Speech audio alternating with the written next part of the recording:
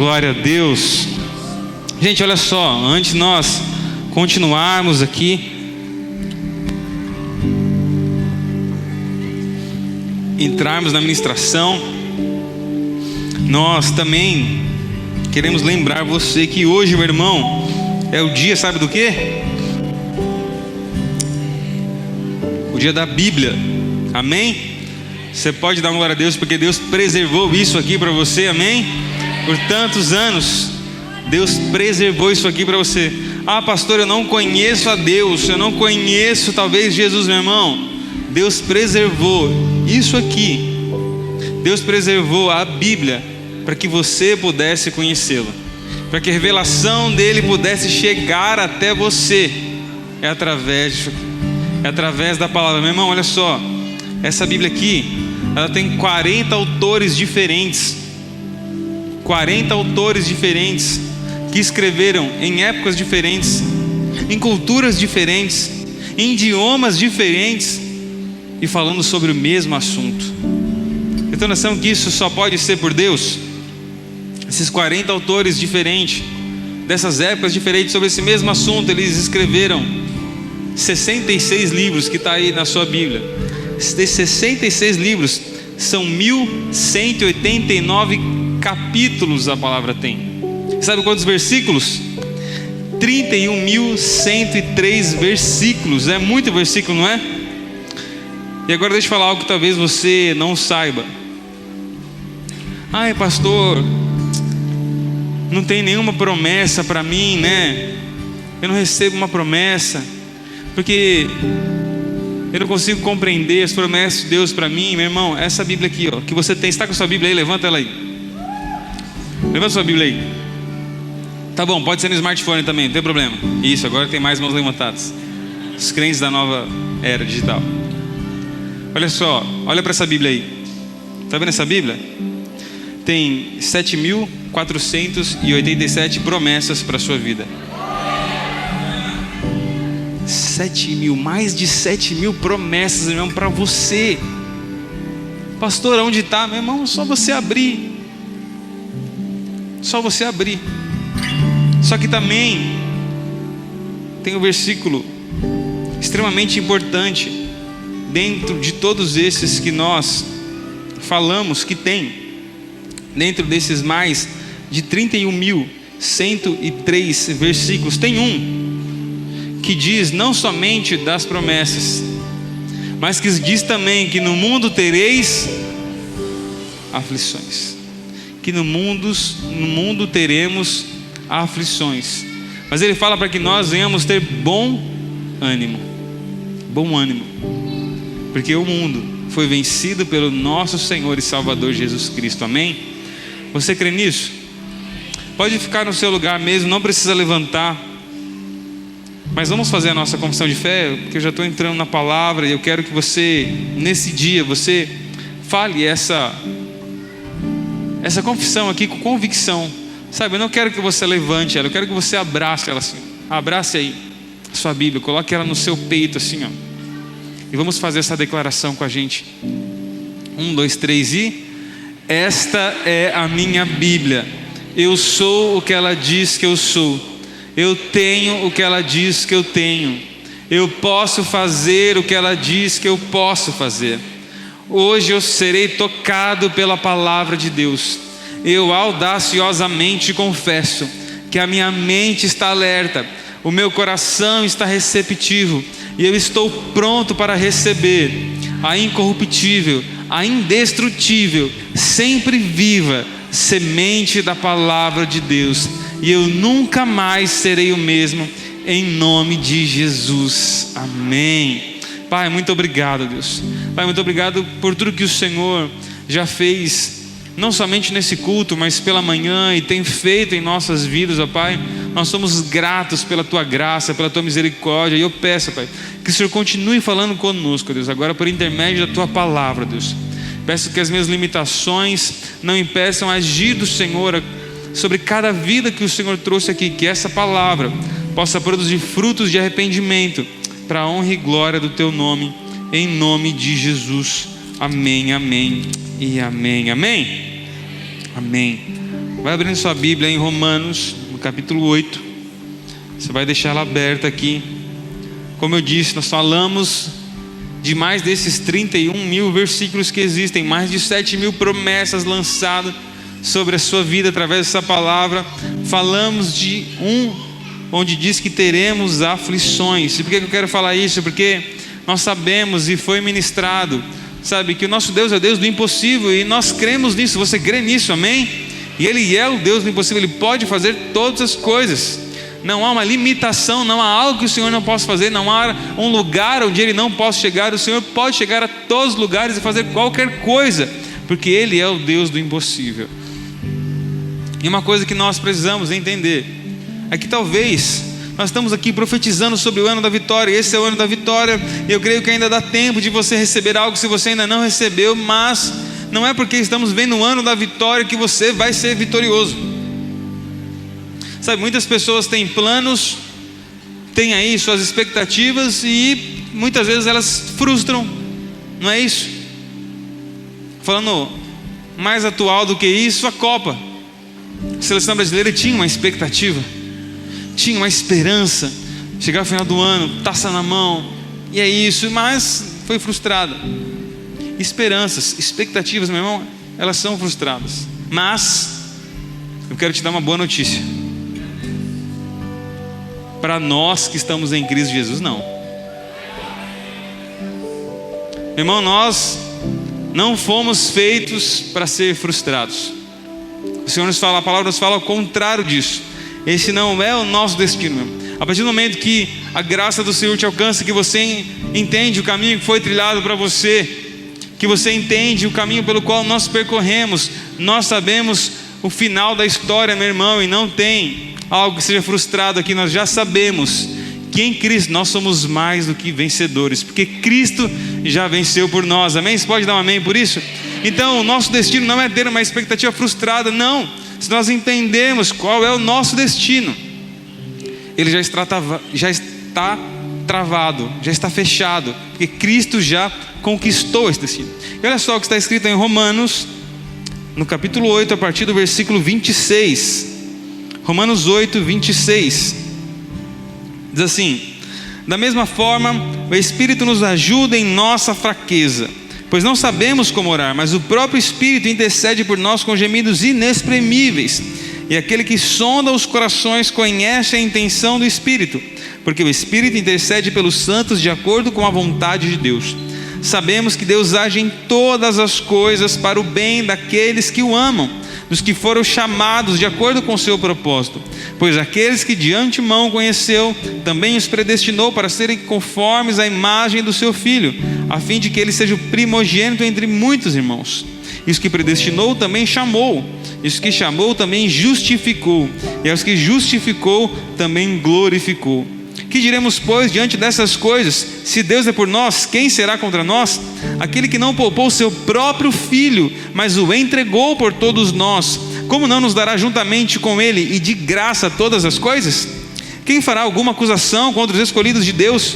É Deus quem os justifica. Quem os condenará? Foi Cristo Jesus, que morreu, e mais, que ressuscitou e está à direita de Deus, e também intercede por nós. Quem nos separará do amor de Cristo? Será tribulação, angústia, ou perseguição, ou fome, ou nudez, ou perigo, ou espada? Como está escrito: por amor de ti enfrentamos a morte todos os dias. Somos considerados como ovelhas destinadas ao matadouro. Mas em todas as coisas somos mais do que vencedores por meio daquele que nos amou. Pois estou convencido de que nem morte, nem vida, nem anjos, nem demônios, nem o presente, nem o futuro, nem quaisquer poderes, nem altura, nem profundidade, nem qualquer outra coisa na criação será capaz de nos separar do amor de Deus que está em Cristo Jesus, o nosso Senhor. Amém? Não precisa nem mais pregar, né? Amém, glória a Deus. Deus abençoe. Sabe uma coisa que nós precisamos entender, e a palavra nos diz que nós somos mais do que vencedores em Cristo Jesus. Mas olha só que interessante, ele fala que nós somos mais do que vencedores, mas isso não significa, e talvez você está pensando assim: pastor, que bênção, somos mais do que vencedores. Mas e as coisas que falham na minha vida? Mas e as coisas que dão errado?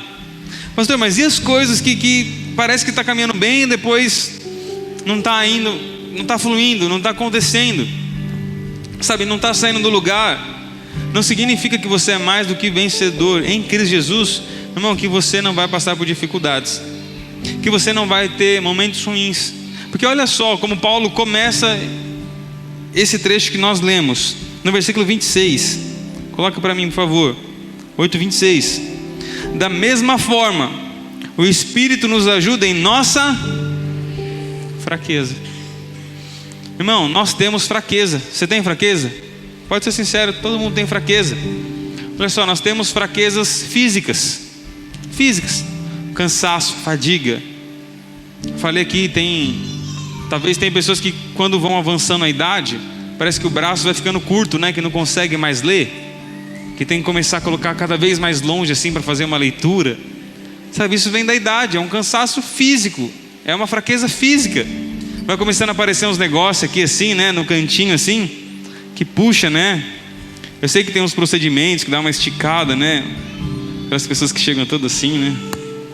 Você não sabe se está rindo, chorando, alegre, feliz, triste. Mas isso vai se resolvendo, e glória a Deus. Mas também nós temos fraquezas emocionais. Irmão, quem nunca se pegou chorando aqui? Sabe, por alguma fraqueza, por um momento difícil, sabe, algo talvez sentimental, talvez uma crise, uma ansiedade, algo, uma circunstância, sabe, que gerou uma fraqueza emocional e você chorando em prantos ali, situações ruins. Ou talvez fraquezas morais, pecado, sabe, as coisas erradas e talvez caindo no pecado e depois pedindo perdão e se vendo caindo no mesmo pecado, na mesma situação. Você fala, meu Deus, me ajuda. Isso são fraquezas, sabe, morais, os erros, as falhas, sabe, repetindo as mesmas coisas erradas. Irmão, nós temos também fraquezas espirituais, sabe, o próprio apóstolo Paulo fala, mas o bem que eu quero fazer, eu não faço. Sabe, às vezes você está ali e acaba fraquejando na fé e acaba talvez se desvirtuando da caminhada e desviando dos caminhos pelo qual você estava ali caminhando. E, meu irmão, e quando acontecem essas fraquezas conosco, o que nós pensamos? O Senhor não está mais comigo, sabe, o Senhor me abandonou, o Senhor, sabe, não está mais olhando para mim. O Senhor tem problemas muito maiores para resolver e talvez não está olhando para mim nesse momento. Meu irmão, olha o que nós acabamos de ler. Da mesma forma, o Espírito, Ele não nos afasta do Senhor quando estamos fracos. O Senhor não nos descarta quando estamos em momentos de fragilidade. Sabe, o Senhor não nos dá um chega para lá, não escurracha a gente por uma falha, não. Quando nós estamos fracos, o Espírito Santo nos assiste, o Espírito Santo nos ajuda, o Espírito Santo nos fortalece, o Espírito Santo nos consola, o Espírito Santo nos traz à memória aquilo que dá esperança, meu irmão. Então, no momento de fraqueza, você não é deixado de lado, pelo contrário, no momento de fraqueza, onde o Senhor está te carregando no colo e talvez você não está percebendo, sabe, é o momento que o Senhor está te assistindo. O Espírito Santo, sabe, nos ajuda em nossa fraqueza. Por quê? Porque Ele sabe que nós temos fraquezas. Ele sabe que nós precisamos muitas vezes desse auxílio, desse direcionamento. Então olha só, nos momentos que você talvez se encontra fraco, é onde mais o Espírito Santo está te ajudando. É mais onde o Espírito Santo está ali talvez te direcionando, te mostrando o caminho correto, e você não está entendendo porque você está orando e você não está recebendo aquilo que você está orando. Olha só como que o versículo ele continua. Da mesma forma, o Espírito nos ajuda em nossa fraqueza, pois o quê? Não sabemos como orar. Senhor, você está pedindo. Quem aqui nunca recebeu um negócio que já pediu? Levanta a mão. Ó, tem gente que já recebeu tudo aí. Esses irmãos têm que ensinar nós a orar, meu. Sabe, a palavra diz que a gente não sabe orar. Por mais que nós, muitas vezes, tenhamos aí convicções daquilo que a palavra nos traz, mas muitas vezes na hora de orar com o Senhor, nós não conseguimos talvez expressar, talvez venha algo em nós, a nossa individualidade, e nós acabamos movendo algumas orações direcionadas para nós mesmos. E o Espírito Santo diz isso. Mas sabe por quê? Talvez você não recebeu aquilo que você pede. Olha só o que está escrito em Mateus 7:7. A palavra te confirma algo aí. Ela fala assim, ó: peçam, e lhes será dado. Peçam e será dado. Agora não está falando assim, ó: peçam e será dado aquilo que você pediu. Está escrito assim? Aí é outra história. Aí é diferente. Peçam e será dado. Entenda, você não ficou sem. Existe uma promessa que lhe será dado algo. Amém? Você entende isso? Tem uma afirmação. Você pede e vai ser dado. Mas entenda isso, muitas vezes o Senhor não vai dar o que você pede, Ele vai dar o que você precisa. São coisas diferentes. Sabe, talvez você está pedindo algo e Deus é tão bom com você, Deus é tão bom que Ele não vai dar aquilo que você está pedindo, porque não é aquilo que você precisa naquela hora, naquele momento, naquelas circunstâncias. Não é. É outra coisa. E Ele sabe. O Senhor está vendo de fora. Ele está vendo lá na frente. Ele está vendo o que vai acontecer se talvez você receber tudo isso que você está pedindo agora. Eu já falei sobre isso aqui. Muitas vezes o Senhor tira da gente aquilo que vai nos tirar dele lá na frente. A gente não entende. Irmão, tem coisas que você pede que você não tem que falar que pena, você tem que falar glória a Deus. Você tem que agradecer o Senhor. Sabe, tem pessoas que às vezes saem do nosso ciclo de relacionamento. Talvez, sabe, o Senhor está tirando, ou o Senhor está nos tirando. Não sei. Sabe, mas tudo que o Senhor faz, tudo que o Senhor faz, que o Espírito Santo vem fazendo, é por causa disso, porque a gente não sabe orar. E o Espírito Santo está intercedendo por nós. E por isso que muitas vezes nós não entendemos aquilo que nós recebemos. E lá na frente você vai entender: foi por isso que eu recebi isso. Foi por isso que o Senhor me fez isso. Foi por isso que aconteceu isso na minha vida. Lá na frente você começa a entender. E aí, voltando lá para Romanos, ele continua. Ele fala que não sabemos como orar, mas o próprio Espírito intercede por nós com gemidos inexprimíveis. Meu irmão, mesmo nas nossas fraquezas, nós temos intercessores.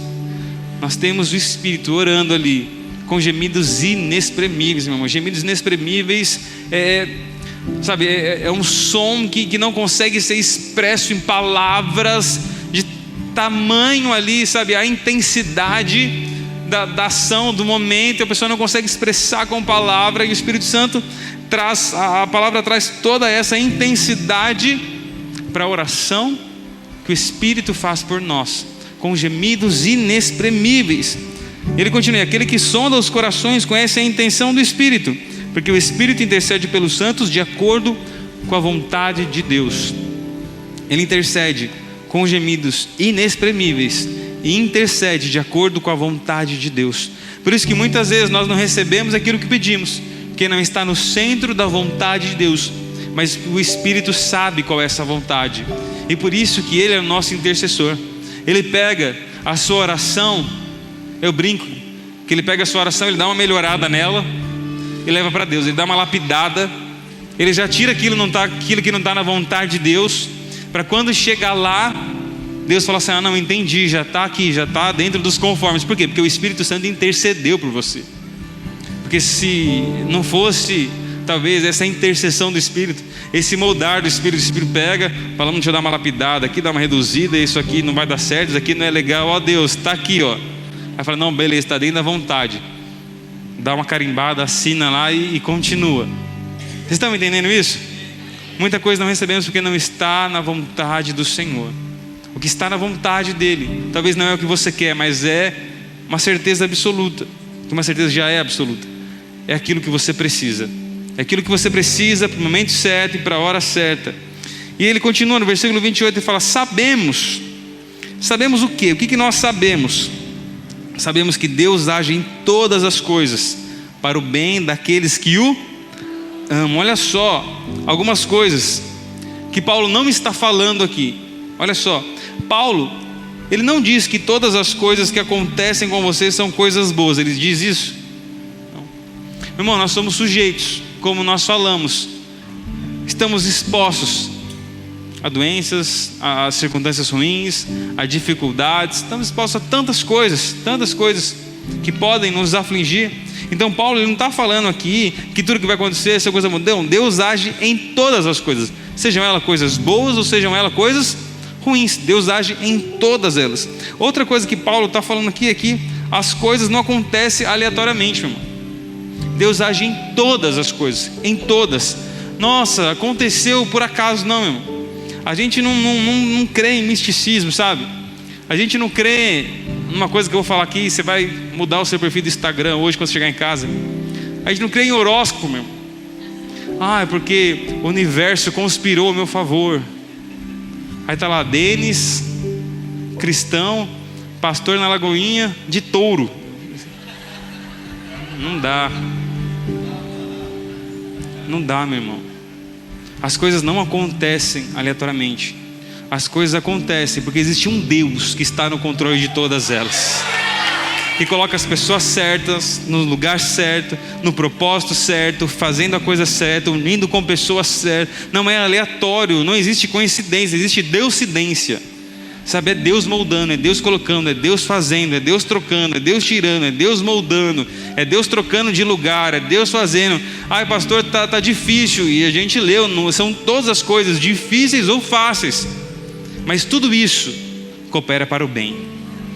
Tudo isso coopera. Pastor, está difícil. Calma. Você está vendo a circunstância, o Senhor está vendo de fora. Ele está vendo de fora, Ele está vendo toda a situação, Ele está vendo todo o contexto. Então está difícil agora, mas tem um propósito, tem um porquê está difícil agora. Então relaxa, sabe? Entenda que é um processo. Entenda que tudo isso, aquilo que para o mundo parece um caos. Nossa, a vida do crente lá está um caos, né? O cara foi para a igreja lá, mamãe procurou hoje aqui, depois do culto da manhã, pastor, faz acho que 3 domingos que eu estou vindo aqui, foi os 3 domingos mais difíceis da minha vida. Eu falei, minha irmã, é Deus começando a mudar a casinha, é Deus começando a colocar as coisas no lugar, e às vezes isso dói. Agora a questão é, você vai perseverar ou você vai abrir mão porque está doendo? E eu falo isso para você aqui, meu irmão, está doendo? E aí? Está doendo, pastor, então eu vou parar. Eu já falei isso aqui, meu irmão. A palavra diz que nós estávamos mortos em nossos pecados, em nossos delitos e pecados. E morto não sente dor, meu irmão. Morto você vai lá, belisca, não sente nada. Mas quando você está em Cristo, Ele te dá vida. E a vida dói, viu? A vida dói. A vida real dói. Na vida real chega a conta, meu irmão. Na vida real é a lei da semeadura. Aquilo que você plantou, você vai colher. Deus, Ele é tão bondoso que Ele deixa você plantar o que você quiser. E Ele é tão justo que faz você colher justamente aquilo que você plantou. Essa é a vida real. Mas todas as coisas, sejam elas boas ou ruins, cooperam para o bem. Aquilo que, como eu disse, lá para o mundo muitas vezes está parecendo caos, meu irmão, no final vai ser transformado em bênção na sua vida. E a sua bênção vai ser testemunho para aqueles que acharam que era o caos. É isso que nós precisamos entender, que existe esse Senhor no controle de todas as coisas. Não são coisas aleatórias. Não está acontecendo o que está acontecendo na sua vida porque, meu Deus, está difícil. Sim, talvez é uma colheita, é o Senhor moldando, é o Senhor lapidando, é o Senhor colocando as coisas no lugar, é o Senhor mudando algumas coisas, princípios, valores, coisas que eram feitas agora não são mais. Sabe, é o Senhor ajustando isso, por quê? Porque Ele sabe o caminho que Ele trilhou para você, meu irmão. O Senhor te chamou por esse propósito. Então essas coisas, sim, olha só. Ele fala no versículo 29, não, ainda no final do 28, Ele fala: sabemos que Deus age em todas as coisas para o bem daqueles que o... E a terceira coisa que Paulo não diz aqui, ele não diz que todas as coisas cooperam para o bem de todas as pessoas. Todas as coisas cooperam aqui para o bem, ou Deus age em todas as coisas para o bem daqueles que o... Não é para todas as pessoas, é para aqueles que o amam. E que amor é esse? Aquele amor que é a primazia. Aquele amor que quando chegaram para Jesus, vieram, carregando tantas leis do Antigo Testamento, da lei mosaica e de todos os ritos.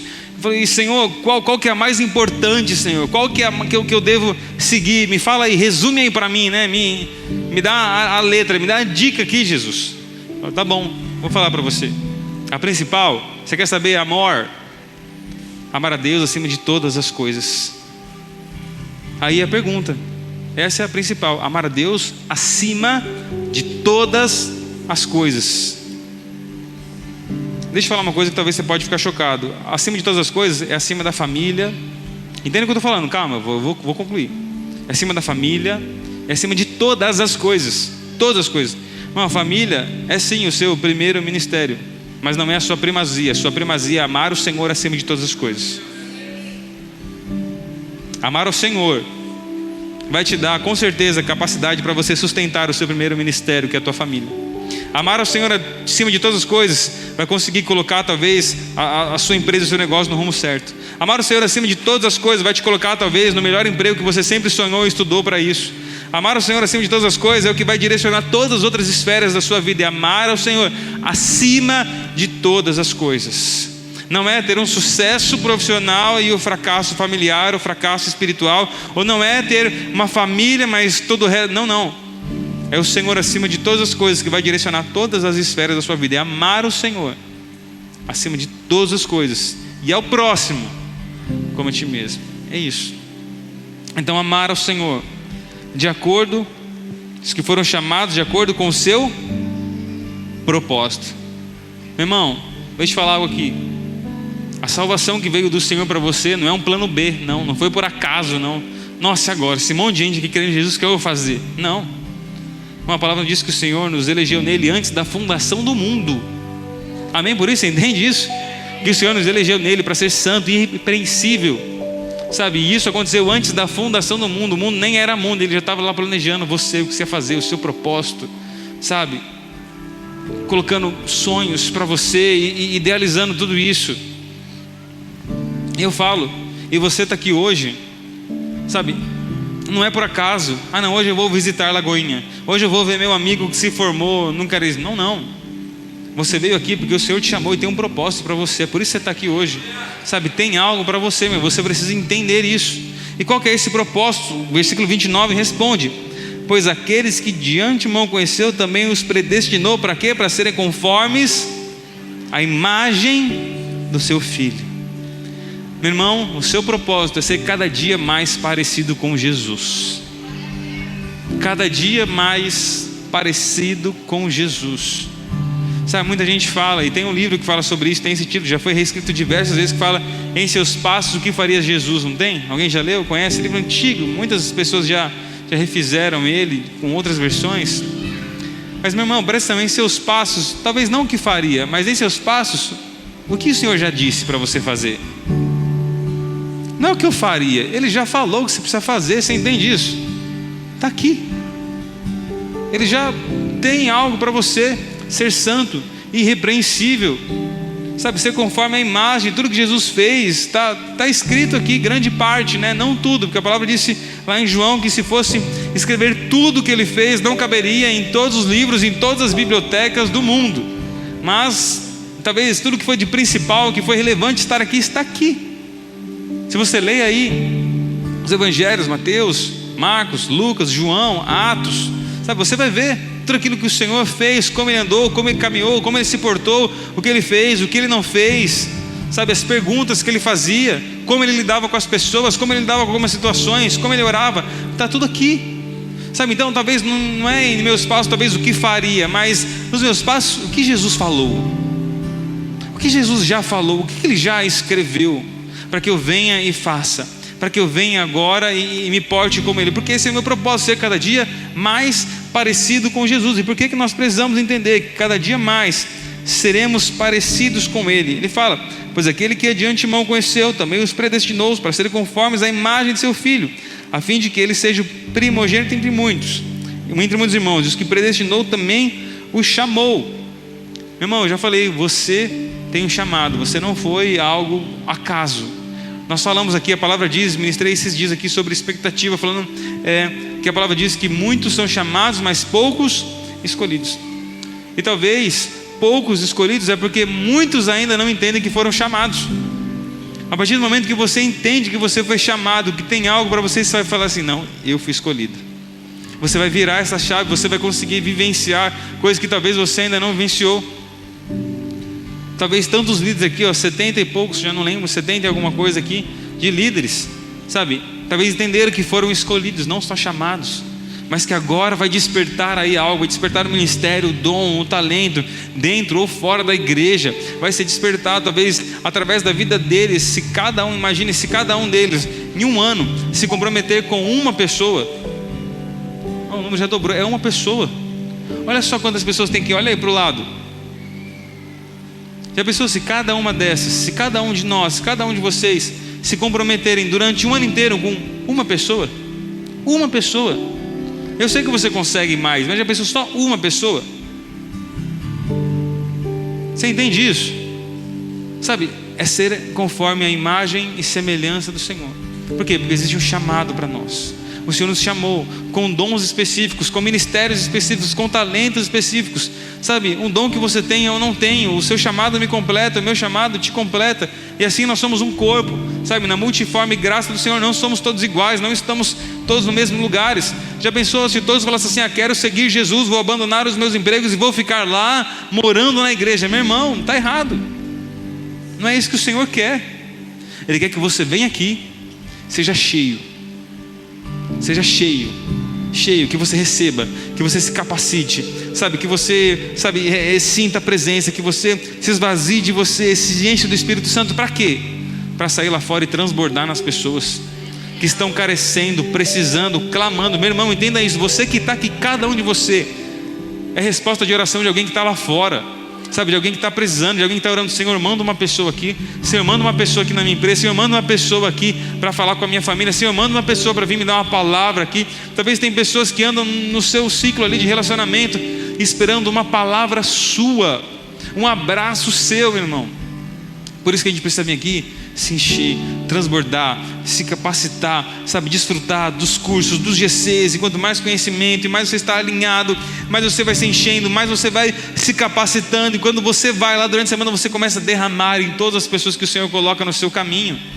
Vocês precisam entender que foram chamados. E aí ele diz: aos que predestinou também chamou, e os que chamou também justificou. Meu irmão, isso você precisa entender. Aqueles que foram chamados foram justificados. Meu irmão, um dia, todos nós, grande, pequeno, rico, pobre, com título, sem título, em grandes posições, em pequenas posições, todos nós vamos nos apresentar diante do Senhor. Todos nós, um dia, nos apresentaremos diante do Senhor e seremos julgados. Seremos julgados pelas nossas palavras. O que nós estamos falando? Seremos julgados pelas nossas palavras. Será que estamos falando bênçãos para os nossos irmãos? Ou será que muitas vezes estamos falando mal dos nossos irmãos? Sabe, o que tem nas nossas palavras? Seremos julgados por isso. Seremos julgados também pelas nossas obras.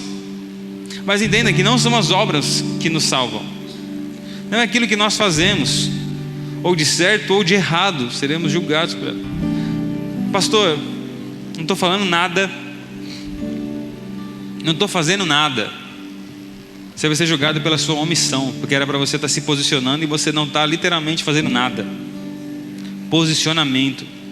A omissão também vai ser cobrada de nós.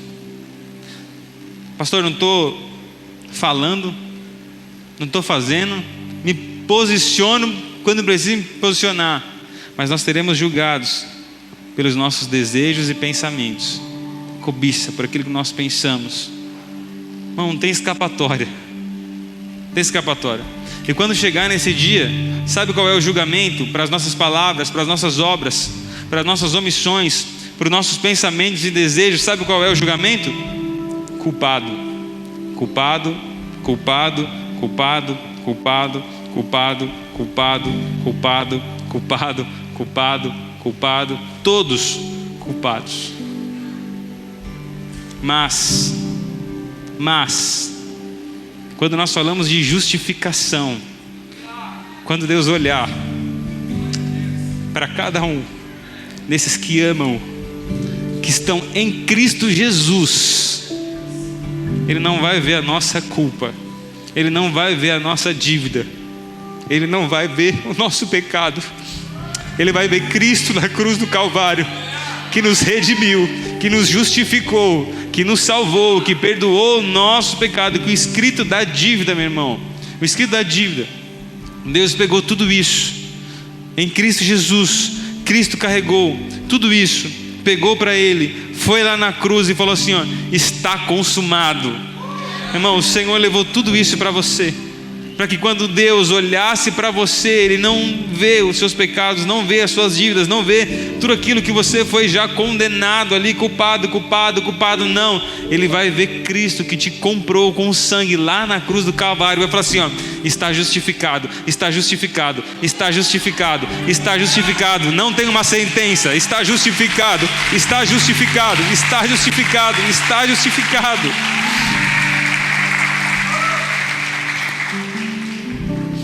Isso é o que a cruz produz em nós.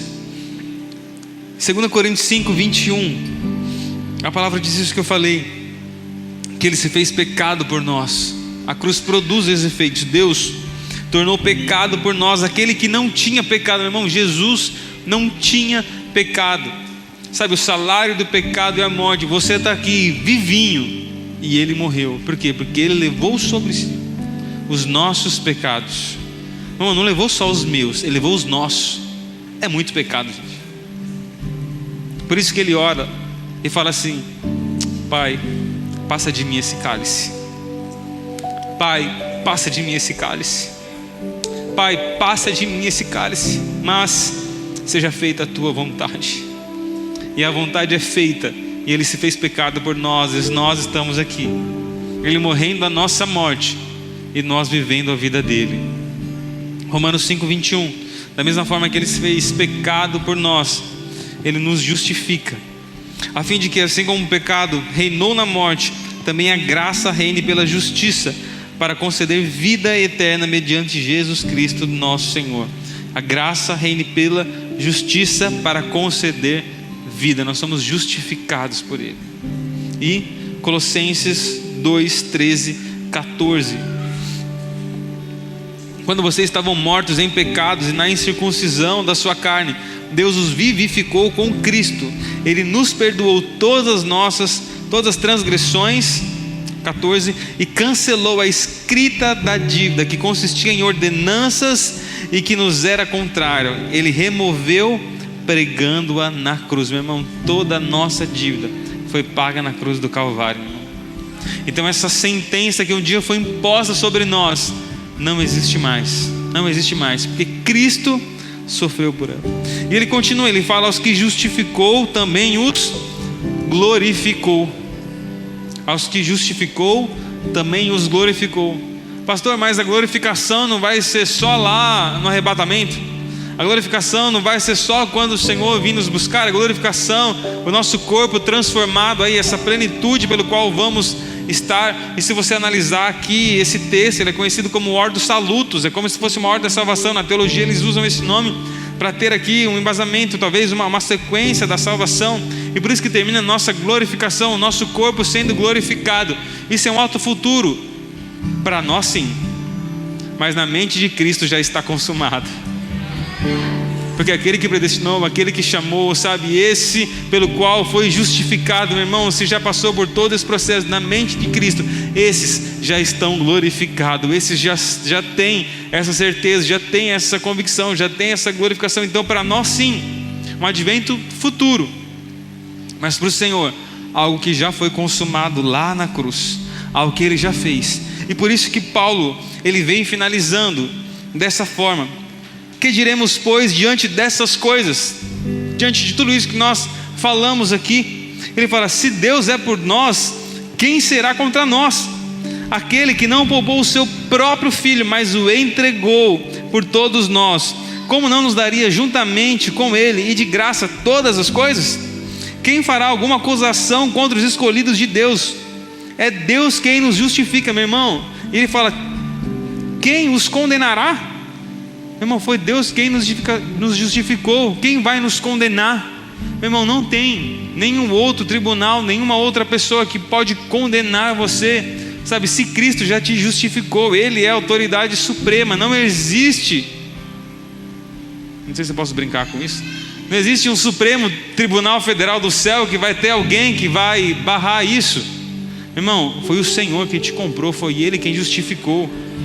E aí ele continua: não foi Cristo, não foi Cristo Jesus que morreu e mais, que ressuscitou, está à direita de Deus, meu irmão. Aquele que morreu por você, Ele é tão poderoso que chegou diante da morte. Naquele dia a morte foi frustrada, Ele ressuscitou, está à direita do Pai.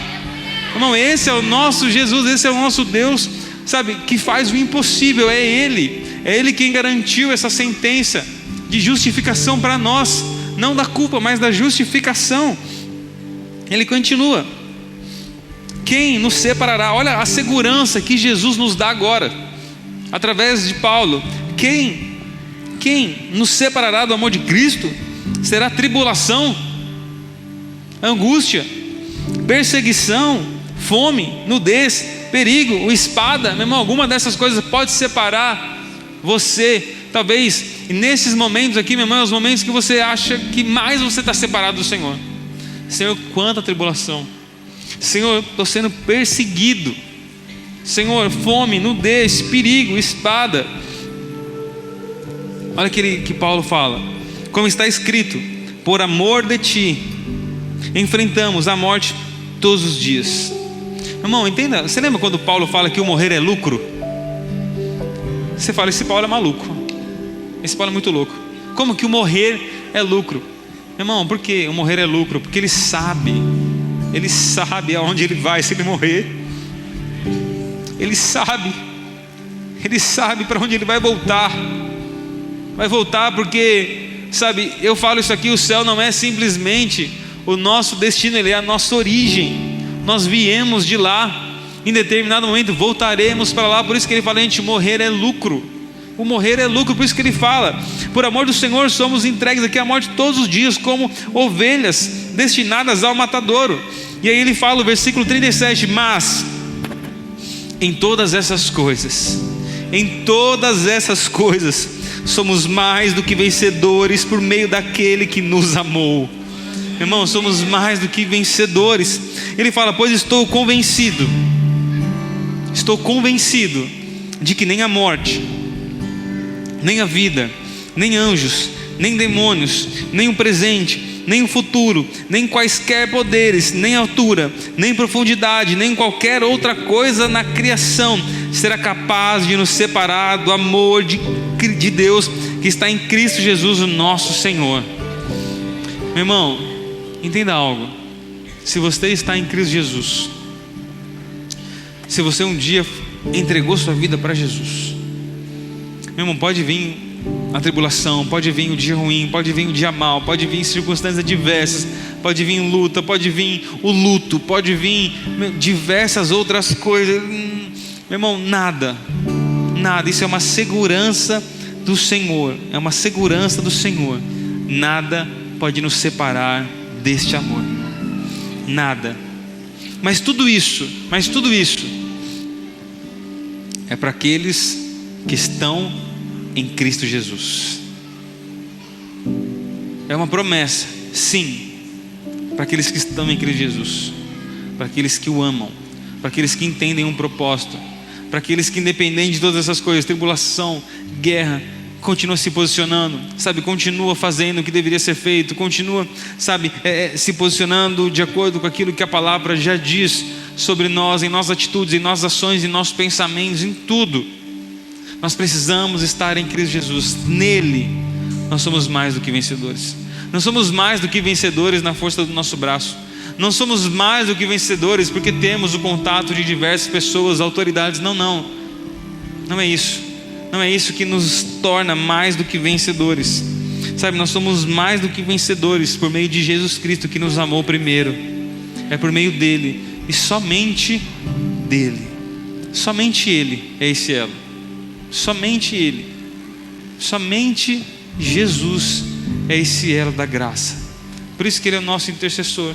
Ele, o Espírito Santo, que conduz as nossas orações, conduz os nossos pensamentos, que nos direciona, que nos mostra o caminho. Então, meu irmão, eu quero, sabe, fazer um convite para você nessa noite.